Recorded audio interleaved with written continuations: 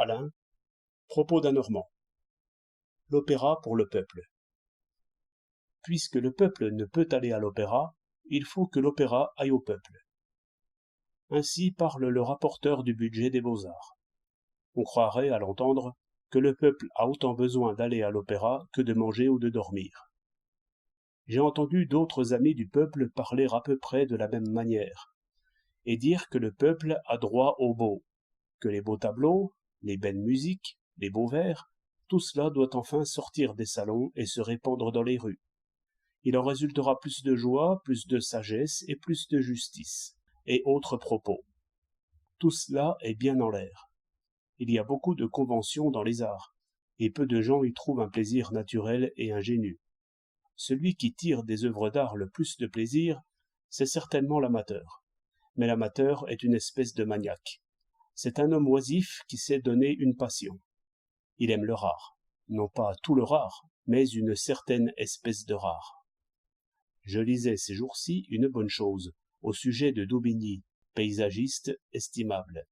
Il paraît que ces tableaux n'ont beaucoup de valeur, à la bourse des peintures, que s'il s'y trouve des canards. Un Daubigny sans canards, c'est tout à fait vulgaire. Ainsi sont les amateurs. Ils se donnent un préjugé, ils le cultivent, enfin en tirent du plaisir. Et je ne vais pas discuter leur plaisir, on s'amuse comme on peut. Je dis seulement que c'est un plaisir d'oisif, trop loin de la nature, et trop loin aussi de la raison. Ainsi, les pièces que l'on joue à l'opéra, je crois que c'est par convention et préjugé qu'on les aime presque toujours. Je crois que le plaisir au théâtre se prend par contagion presque toujours, bien rarement par jugement et goût personnel. J'ai observé le public cultivé, je l'ai vu faire des yeux blancs en écoutant des harmonies rares. Eh bien, on le trompe comme on veut, et le violoniste à la mode impose la musique qui lui plaît. Tous ces fervents de l'art craignent surtout d'être ridicules en admirant ce qui n'est plus de mode.